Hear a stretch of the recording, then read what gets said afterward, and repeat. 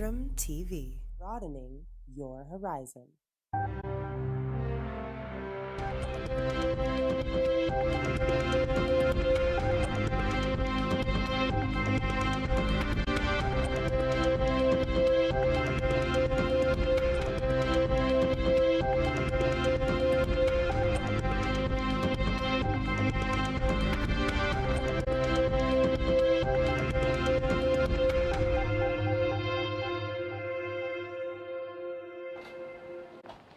Hello and welcome to Spectrum News. I am Uyai Anyakan, coming to you live from the beautiful hills of Ibiakuran.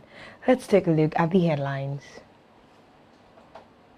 President Buhari rules out bail option for IPOP leader Kanu, maintains stand on third term. Reps demand review of public officers' salaries and allowances. Plus, UN says Al Jazeera journalist was killed by Israeli fire. We will bring you details of the stories and more in a moment.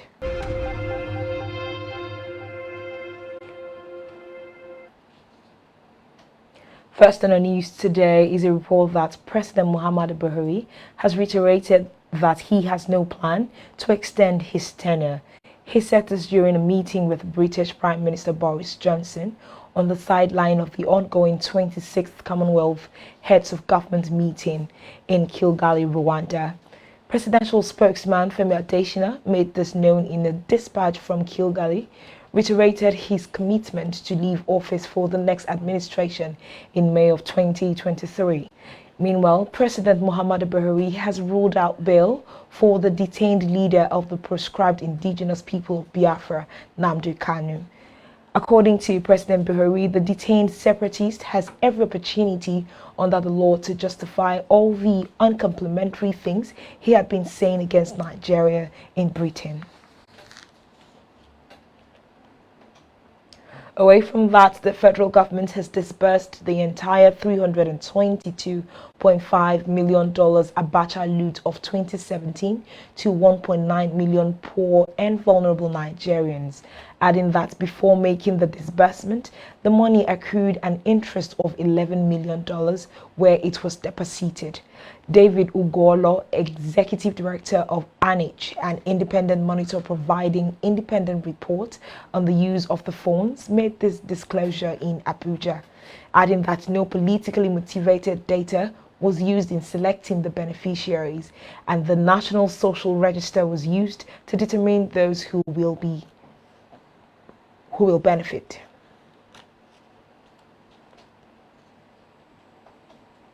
In the meantime, the federal government has said it is committed to the provision of housing to all segments of Nigerians. This assertion was made by the Managing Director and Chief Executive, Federal Housing Authority (FHA), and Chairman Board of Directors, Mortgage Bank Benga Ashafa, during the unveiling of Express View Estate, a partnership between Federal Housing Authority, Mortgage Bank, and Mixter Africa in Lube, Abuja. While applauding the efforts of President Muhammadu Buhari's government on tackling housing deficit, Ashafa said the president's administration is doing a lot to ensure a reduction in the increase of housing deficit in the country. In another development, 70,000 ghost workers have been eliminated from the federal government's payroll through the Integration Personnel and Payroll Information System, IPPIS. According to the Director General, Bureau of Public Service Reforms, Dasuki Arabi, the government has been able to save 220 billion naira with their removal from the salary list. Arabi, who disclosed this while giving an update on the activities of the BPSR to reporters at the weekly ministerial briefing organized by the Presidential Communication Team in Abuja, noted that the government has saved 10 trillion naira following the introduction of the Single Treasury Account (TSA) 10 years ago. To legislative matters now, where a motion seeking the intervention of the House of Representatives in the conflict between the Chief Justice of Nigeria, Tanko Muhammad, and justices of the Supreme Court over issues bordering on welfare and working conditions suffered a setback. While the House called for a general review of salaries and allowances of all political office holders and public servants, the members were divided over which committees should handle the task. The chairman of the House Committee on Judiciary, Onofiok Luke, had moved a motion to seek the intervention of the chamber in the crisis rocking the apex courts and better welfare package for judicial officers across the courts. Luke, who moved the motion titled Need to Address the Deteriorating Working Conditions of Judicial Officers, prayed the House to urge the Revenue Mobilization Allocation and Fiscal Commission to upwardly review the remuneration of judicial officers in line with present economic realities. Still in legislature, the House of Representatives ad hoc committee probing the state of refineries has queried $50 million contract awarded to Marriott Technimont Nigeria Limited by the Nigerian National Petroleum Company (NNPC) for integrity test of the country's refineries. Chairman of the House ad hoc committee, Ganiyu Johnson, issued the query in Abuja following the appearance of the managing director of the company at a hearing. Recall that the ad hoc committee on June 4, 2022, summoned the managing director of Technimont Nigeria Limited, a major contractor of the Nigerian National Petroleum Corporation (NNPC), over the state of the nation's refineries. The Ganiyu Johnson-led ad hoc committee also directed that Marriott Technimont Nigeria Limited provide proof of payment of the huge sum paid by the NNPC for the rehabilitation of the nation's refineries, as the reason given by the NNPC on why the nation's refineries are not working is not satisfactory to the committee. In politics, the People's Democratic Party (PDP) has said the recent protest letter by justices of the Supreme Court to the Chief Justice of Nigeria, Justice Tanko Muhammad, further confirms the alleged plots by the All Progressives Congress (APC)-led government to emasculate the judiciary. PDP, in a statement by its National Publicity Secretary Debo Ologungaba, alleged that the APC is making a move to foist a fascist system and subvert the will of Nigerians in the 2023 general elections.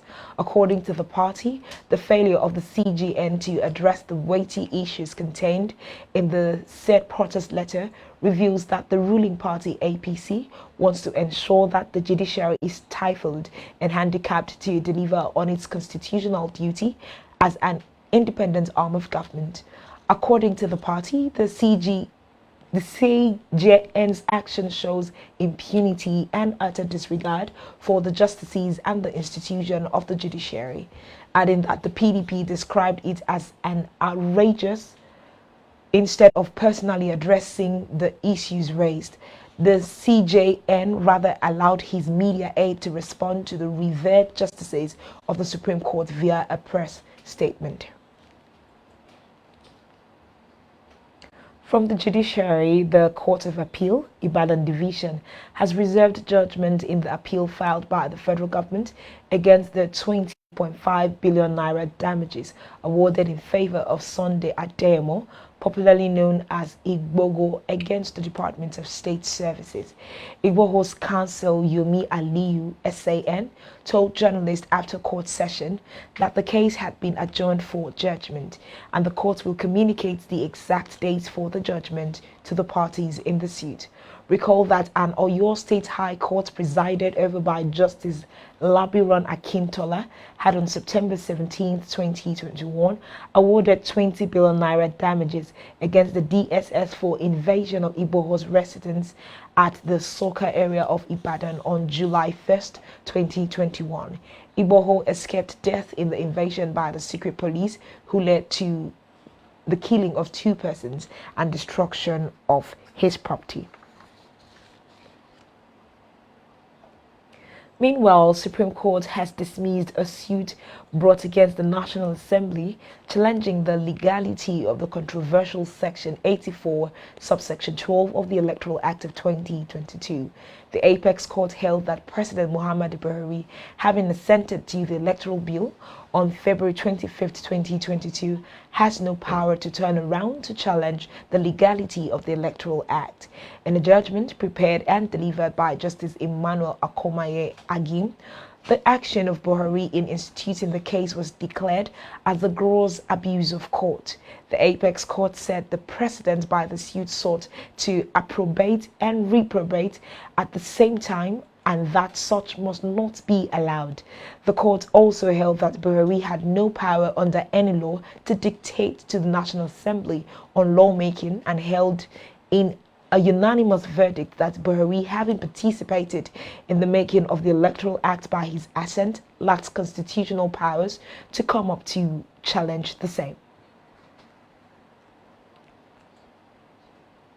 To education now, where the Joint Admissions and Matriculation Board is set to hold the 2022 policy meeting for the 2022/2023 admission on July 21st, 2022.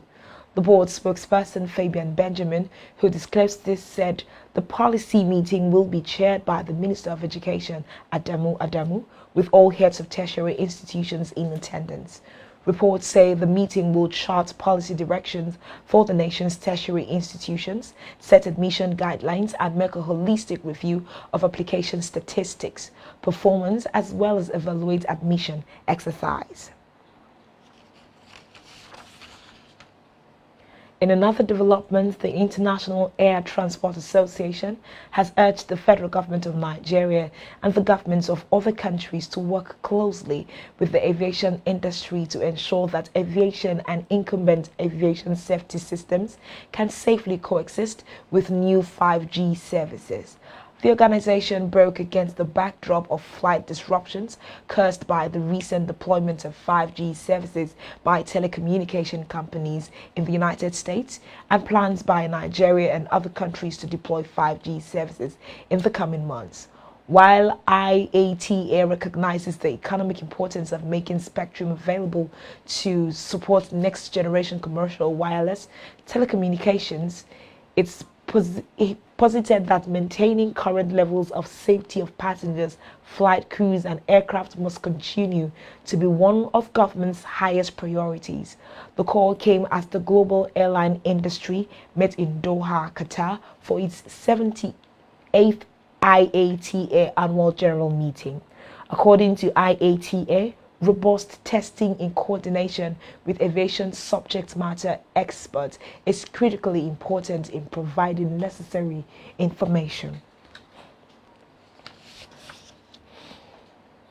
Meanwhile, the Executive Vice Chairman of the Nigerian Communications Commission, NCC, Professor Umar Dambata, has stated that industry collaboration is very essential to successful deployment of 5G services in Nigeria.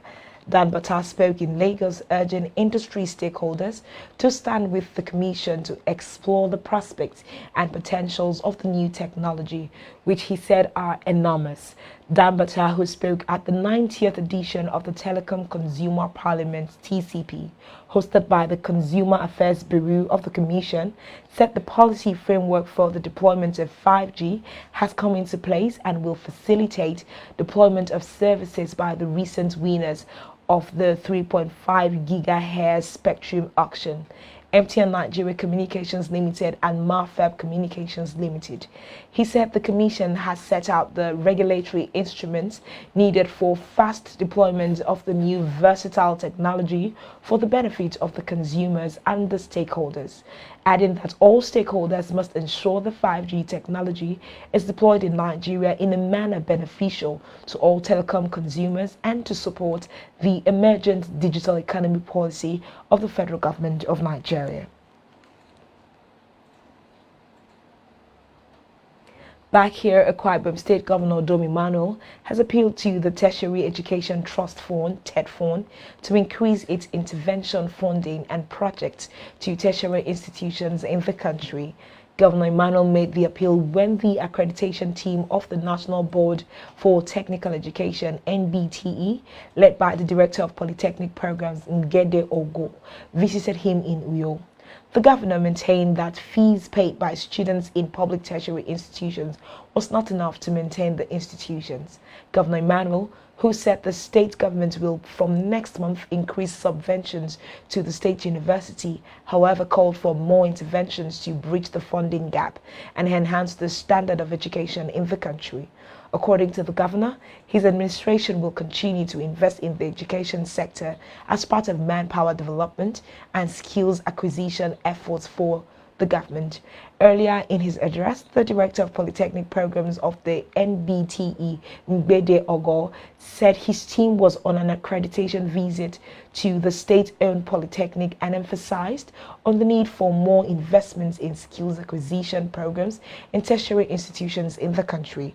Ogo, who commended the state government for the provision of infrastructures at the State Polytechnic, however, called for more interventions to facilitate the accreditation of all programs of the institution by the National Board of Technical Education.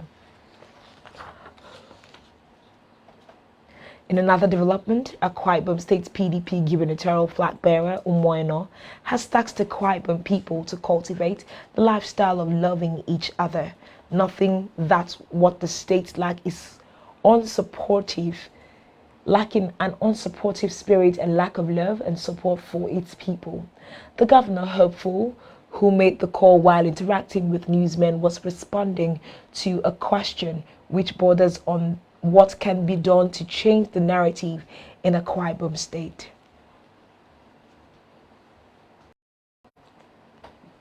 To Africa now, where Rwandan President Paul Kagame and BioNTech CEO Ugo Sahin have launched the construction of a messenger RNA vaccine factory in Kilgali. It is Africa's first of 3 planned projects on the continent and aims to produce treatments against COVID-19 and other diseases by early 2024. Paul Kagame, who called the project groundbreaking, said his country worked to attract biopharmaceutical researchers in the manufacturing sector. Reports say production will include vaccines against COVID, as well as pioneering treatments currently in development against malaria, tuberculosis, and HIV diseases that are ravaging Africa, adding that human trials of a BioNTech malaria vaccine using mRNA technology are expected to begin late this year. BioNTech is researching and developing vaccines and medicines to prevent malaria, tuberculosis, and HIV. These diseases are major causes of mortality on the African continent. We have partnered with the Bill and Melinda Gates Foundation to develop tuberculosis and HIV vaccines, and we are developing malaria vaccines. Rwanda fully supports BioNTech's commitment to power this factory entirely with green energy, and we will work together closely to achieve that. BioNTech is On the foreign scene, Ukrainian forces have reportedly withdrawn from the embattled eastern city of Severodonetsk. This is Ukraine's military has said Russia have destroyed most of its infrastructure during several months of round-the-clock shelling. Russian forces are gaining an advantage in eastern Ukraine as they learn from mistakes made during the earlier stages of their invasion, 2 U.S. officials told CNN. Meanwhile, the BRICS countries Brazil, Russia, India, China, and South Africa have said they support talks between Russia and Ukraine in a joint statement published on the Kremlin's website.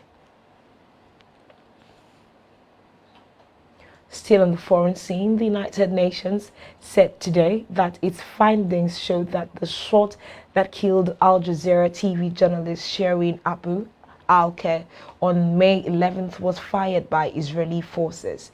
This was made available by the UN Human Rights Office spokeswoman Ravina Shamdasani to reporters in Geneva.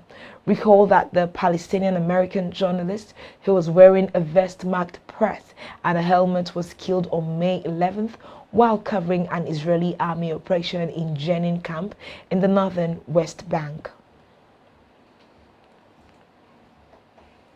Meanwhile, the United States has said that the Black Sea Fleet of the Russian Navy is under orders to effectively blockade the Ukrainian ports of Odessa and Okark.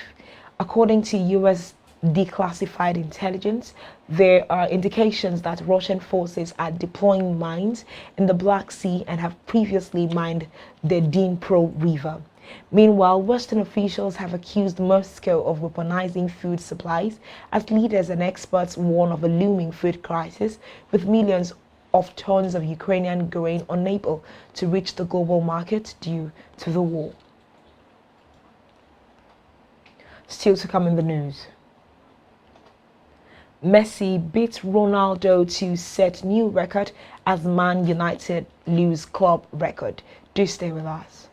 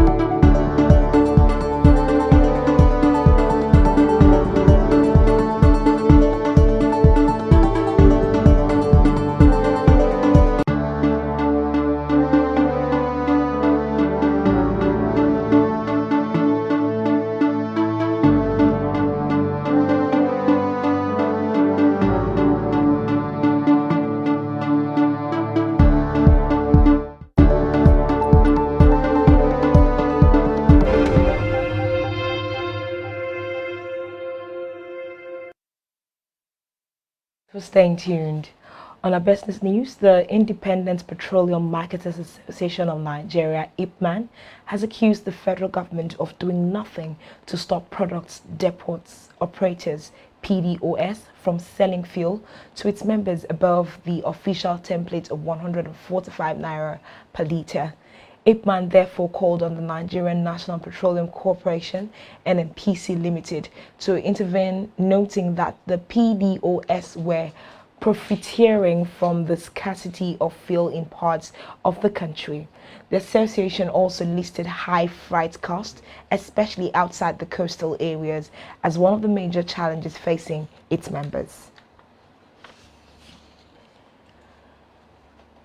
On forex inflow, CBN has said the economy recorded lower net foreign exchange inflow in January this year, driven mainly by net flows from the Central Bank of Nigeria, CBN, and autonomous sources over the implementation of Treasury Single Account TSA.